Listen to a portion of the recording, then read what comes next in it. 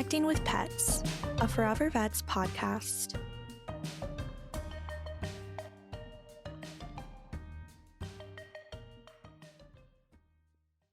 Welcome, everyone, to podcast episode 12, season 2 of the Connecting with Pets, Forever Vets podcast.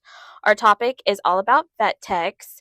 We have Laila and Katrina from our Bay Meadows location here. They're going to talk about their experience as vet techs, as well as some behind the scenes that people wouldn't usually know about vet techs. But before we jump into that, whoever wants to start, can we hear some info about you guys?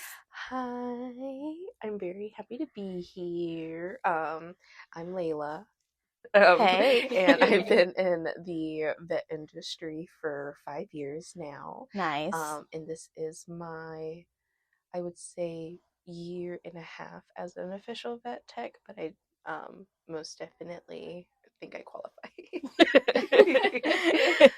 I'm Katrina. I started as a kennel tech in Texas, and then I worked as a vet tech here at the Humane Society, and then I moved over to Forever Vets, and I've loved it ever since. That's awesome. Well, welcome again. Let's jump right into the questions. The first question is going to be, what initially drew you guys to becoming a vet tech? What initially drew me was I share this story with Katrina, but it was whenever I was little, I always was the girl that would ask her mom, hey, there was a dog out on the street, let's take him in. And my mom would be like, no. So I was always like that type of girl. And then we officially got our first dog in middle school. And whenever we took her to the vet and we were getting her shots, I was like, oh my gosh, I want to do that. Like, what do you guys do? Like, what do I have to do to become you guys? Aww. And this, the veterinarian that was seeing after the dog that my mom had got or brought, sorry, she basically said that your heart's got to be into it, honey. You can do anything you want to do to get here. And I said, oh, okay. And that kind of like stuck with me. So I basically went from bottom to the top. So I was like kennel tech, picking up poop and everything. I know that's not everybody's ideal, but I really loved it. And I was all like, I can do it. I can walk them. I can take them out. What do you want to do? I can clean this. Yeah. And then I eventually became receptionist and then became a vet tech. That's so awesome. Starting from the bottom, going up. Yeah. So you've always just had that love for animals.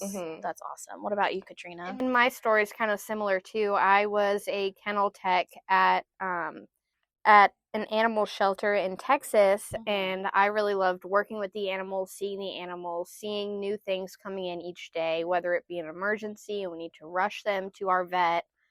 I just really liked being able to help them and love them because they needed it the most. Now that we talked about y'all's passion and how it drew you to become a vet tech, can you describe a typical day in your role? So I will say that it varies, but for most of the day, you get to see plenty of dogs and cats and weight ranging from any age, either coming in for healthy services or sick services. And it could be that all day long, and it could be very chill until one day you have one day and it's not very chill. Yeah.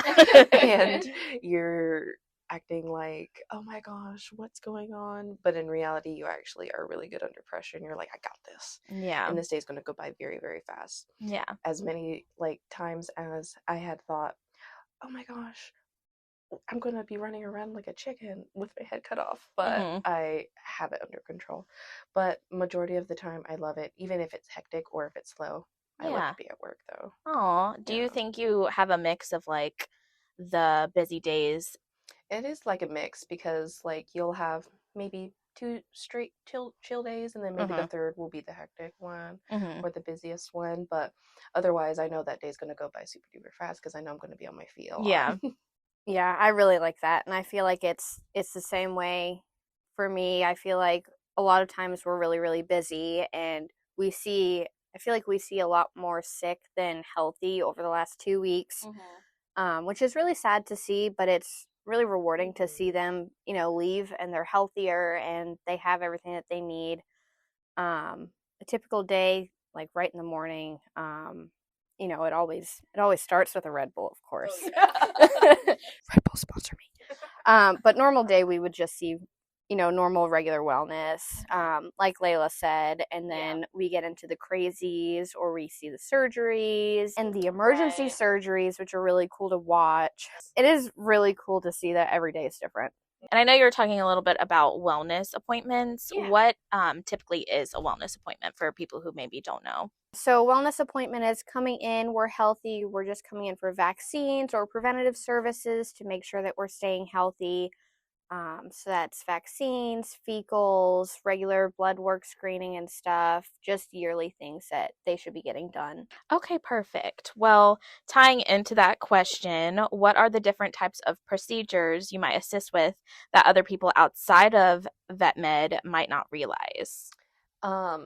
I don't think anybody realizes that we're the ones who do the dentals. Oh. Like scaling and polishing the teeth, and as well as taking the dental x-rays of the mouth. And then the doctor comes in and looks into the mouth and everything after we've done. So I don't know if a lot of owners know that we actually do the dental procedures majority of the time. And then I would say then eventually, like if the dog has complications or the cat has complications, like for example, if we need to extract a tooth or something like that, most definitely that's when our doctor will come in and do the extractions. But if it's like a easy peasy healthy dental cleaning, oh yeah, we're on top of that. We do the whole IV catheter blood work for the doctors and everything too, like the preoperative blood work. We monitor the anesthesia while their babies are under 2. So I don't think any of the owners, well, I would say some of the owners probably know, but I would say not a lot of owners know that we do that. Yeah. And we intubate too, so we always do that. Keeping track of anesthesia levels too, making sure oxygen is great, like we do the whole thing. And I feel like it's very appreciative once the owners, like sometimes I will have owners that know what we do and they'll be like, thank you so much, and I'm like, oh, thank you, of course. Yeah, I know you talked about how you appreciate when owners appreciate you guys and how, you know, that does happen. Speaking of that, what are the most rewarding moments of y'all's jobs? The most rewarding moments is like I said before, like being recognized and being seen.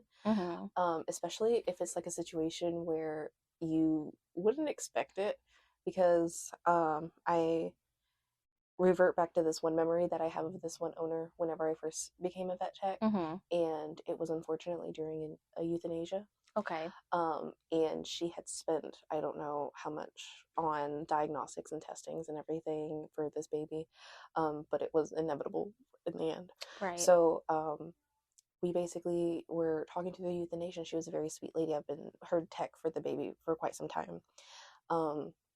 And she was asking me if I've ever gone through something like that. And I shared with her a story whenever we were in the room alone. I basically shared with her the story about my middle school dog, the one that I had mentioned earlier. She, that's why I am so like adamant about prevention, because she ended up getting heartworm disease, unfortunately, and we didn't have the funds to pay for it. So I was working back to back to back to pay for this, like for her treatment and everything. So right after all of the treatment, and then we finally got her negative heartworm test back after, and we unfortunately found a mass in her stomach and it ruptured. And then she ended up passing away that weekend. So I definitely have felt like, oh my gosh, maybe this all went to waste or something like that, but it wasn't. You're just doing what it's, you know, right for your heart and for the baby in the moment and the time. Yeah. So whenever I was telling her that, she was the one that was actually like comforting me. She said, I'm so sorry you had to go through that. And I said, oh, why are you doing that for me? Like, we're in this room for you. Right. And I told her that I definitely feel her situation and I know how she feels in that moment. And I gave her like a very deep hug, and she just like cried on my shoulder, and I cried on her shoulder too. And it was like very sweet. And then she like looked at me right before we brought the doctor back in, and she was all like, I truly appreciate everything that you do. Oh. And I said, oh, thank you. I love that. Yeah. So when people think about vet techs, like you guys were talking about your passion for animals, but it sounds like some of the most rewarding parts are connecting with those owners. Oh, yeah. Definitely. That's awesome. Because even if like you're very new to vet med, you'll have someone over your shoulder. Like, it's not all about the animals, it's about the people too. You can't be in Right. vet med and not like people too, you know what I Yeah, mean? of course. I mean, we most definitely help out the animals all of the time, but the owners are who we have to talk to as well and listen to the owners, because they see the babies as much like 24/7 at home rather than Right. just a couple of hours of us in the Yeah. clinic. So they most Yeah. definitely know their baby more than we do. So Yeah, definitely. How about you, Katrina? I feel like the most rewarding part would have to be watching, like the sick animals coming in and getting better. And I feel like it's really rewarding when I'm able to talk to these pet parents and make sure that they don't have to worry about these things, and that I know that there's a lot of stress on their shoulders too because it's their pet, but we carry that weight too. So being able to take that weight off of their shoulders is really rewarding in my opinion. One of the most rewarding moments of my job would be when we had a sick puppy come in, and this puppy was probably about 7 or 8 weeks, and he couldn't breathe, and it was really stressful to see that in that moment. Obviously, we're all going to panic, but we work really well under pressure, and seeing him get better after we saw him declining was really rewarding for us, being able to take care of him and get him back to health. And even the owners they didn't know if he was going to end up making it, but he did. And that's because of our hard work and our dedication. But with that being said, watching them get better is the most rewarding thing about this job. That's awesome. So, seeing pets come in that do not feel well, that are not doing very well, you as their vet tech have the opportunity just to see them, get better. Yeah, and I feel like I'm almost like their second mom. I You know love what I that. mean? Because I feel like I love every animal as if they were my own. So I treat them how I would want others to treat my babies. So I had a pug recently, and I went to go take the pug back to the owner, and I was joking around with the mom, and I said, "Are you sure you want her back? Like, maybe you just brought her to me, you know?" And she was like the sweetest little thing, and mom was just like joking around in on it. She goes, "Yeah, we'll do custody." And I said, I was like, "Oh, that's so sweet," and I just gave her right back, and I'm like, "Oh, I love her." Aww. Speaking of rewarding moments, can you both describe a particular moment during your career that has stuck with you and that keeps you motivated during the hard days? So I have a lot of moments that I think about all the time, but one of those moments are, um, it wasn't with um, Forever Vets, but it was when I was a tech at another job, and there was a baby that was going through chemotherapy, and he had cancer, unfortunately. And Dad was taking him to the specialist and everything, getting treatment. Next thing you know, he comes in for a recheck because we were his regular DVM, and I was like, "Wait, is this the same dog?" Because he looked a little bit like perkier and brighter and everything from the last time I've seen him. So I was looking into the record, and I said, "Oh my gosh, wait, this is the same dog." And turns out he did like a whole 360, and he was doing way better, and he was running around and playing in the treatment area. Everybody recognized him, and That's he was basically awesome. doing awesome. And he well, that was one of his other rechecks, and I haven't seen him ever since. And I like to think of it as the less I see him, the better he's doing. Yeah. So I'm just like, I think about that dog sometimes, like majority of the time, whenever I see like a little golden retriever or something, because they're like so perky and so happy to see everybody. Yeah. It just like stays with my heart. What about you, Katrina? I would have to say a difficult moment that it stayed with me was during my time at the shelter in Texas. And I'll try to make this story short. But we had a beautiful German Shepherd named Kratos, and he had been severely mistreated, and he had a track record. He had a history. And due to his history and his behavioral challenges and stuff, they deemed him too dangerous to adopt out. And that was really hard for me because I absolutely fell in love with this dog. And I feel like it's so hard when we try to help these animals and stuff like that, and they come in, they have these issues. And I feel like a lot of times people just don't have the time for that, and that's okay. But I feel like if they don't get the help, they'll end up like how Kratos did. And this industry is really hard on us, not only us, but like the pet parents too. And I feel like we all have a common goal. You know, we want the best quality of life for our patients and for our families and stuff like that. But there's a lot more to his story, and it would definitely require a box of tissues. But what I will say is he was truly a great dog. And beneath all of like the anxiety and fear was a dog that just wanted to be loved. So I feel like what keeps me going is knowing that behavioral dogs are coming in and they're seeking treatment, and the owners are willing to put in the time and the effort to help them because Kratos, didn't get that chance. Yeah, and I know just working at Forever Vets that a lot of dogs with behavioral issues are often overlooked, I want to say, and definitely misunderstood. So people think that they like take a lot of work when they really don't. They just need love and patience. Yeah. I definitely have seen my fair share of behavioral dogs that come in, and they're like majority of the time the sweetest babies ever. They just need someone to work with them and be slow and just work with them every inch of the way. Sometimes whenever they're shy and anxious, by the time they're leaving, they're wanting to run back into the treatment area. And that's why when I see like a lot of behavioral dogs and stuff that are coming in, I'll run right to those rooms because I feel like seeing these dogs coming in and getting the help that they need, and like seeing them come back in for a recheck with their meds and stuff, they're a completely different dog. And most of the time, they don't even need to stay on those meds forever. They just need it as a quick fix to help them get through what they're going through. So use that experience, and now it's, warmed your heart a little bit to the babies that have behavioral issues. Definitely. Awesome. What advice would you guys give to someone considering a career as a vet tech?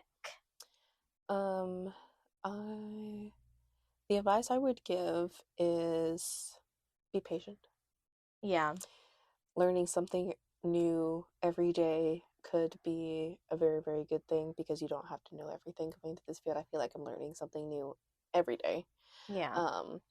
And never sit down because you're always going to be on your feet.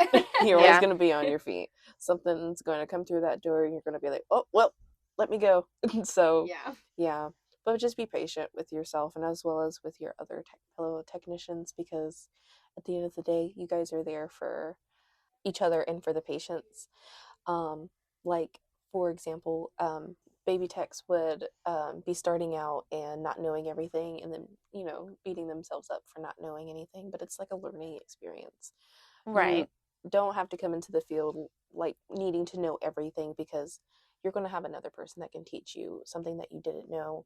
Or throughout, like, you got to start somewhere. Throughout time, you most definitely learn with experience and everything. You just have to have patience with yourself. I love that. And a little bit of discipline, because sometimes people get a little bit overwhelmed with Right. that type of feeling and then start to flee. Yeah. But you definitely have to not suck it up in a way, but be disciplined. And if it's something that you really want to do, then you'll be determined to stay. You know what I mean? Yeah. And I feel like you should just be patient with yourself in general, but just listening to everything that you guys do, you are not going to learn that all in like 1 month or something. Most definitely not. It definitely takes time and a lot of emotions to go through. Right. But it's definitely rewarding at the end of the day, because at the end of some shifts, I'm just like, dang, today was a really good day. Yeah. Like, I'm going home in a good mood and I'm like, today I killed it today. Yeah. That's really good advice. What about you, Katrina? I would say don't give up. And I feel like you hear that a lot with anything that you do, but truly you shouldn't give up. There are always going to be bad days. There's never a perfect job or a perfect place. And there are bad days. There are good days too, don't get me wrong. Right. Most good than bad. So the good overweights the bad, obviously, but some days I feel like a lot of us feel like giving up, but we don't. And that's something that we really need to focus on, especially in the veterinary world. I feel like we all struggle with some things, and whether it be too much homework or a lot of stress with these things, and workplace stress is workplace stress. So I would recommend not bringing it home with you, because then it'll start to affect your personal life too, and you don't want that. So I feel like just don't stop doing what you love just because of a bad day.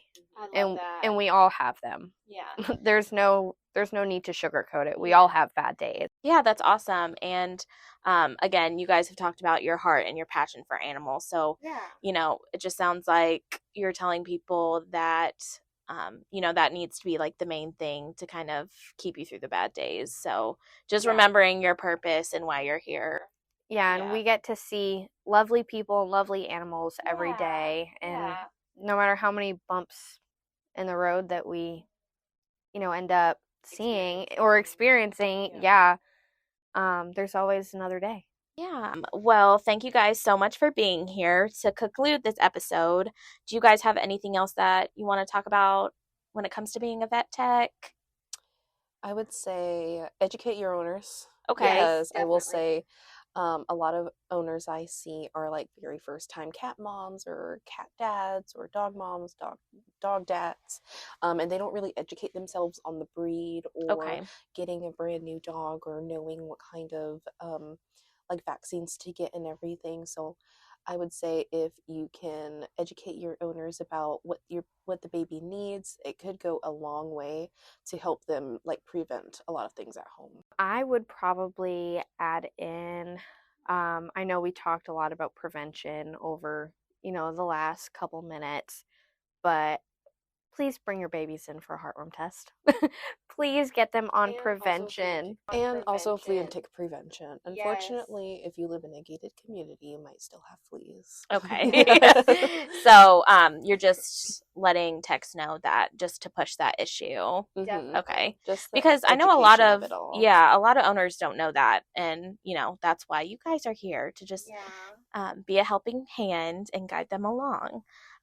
Well, thank you guys so much again for being on episode 12, season 2 of the Connecting with Pets Forever Vets podcast. And everyone, we are so excited for episode 13. See you then. Yay. Thanks everyone for listening. We are Forever Vets, locally owned and operated in Jacksonville, Florida. Visit us at forevervets.com to find out more about our community events, monthly promotions, and more specifics on animal care. Don't forget to catch our episode next week.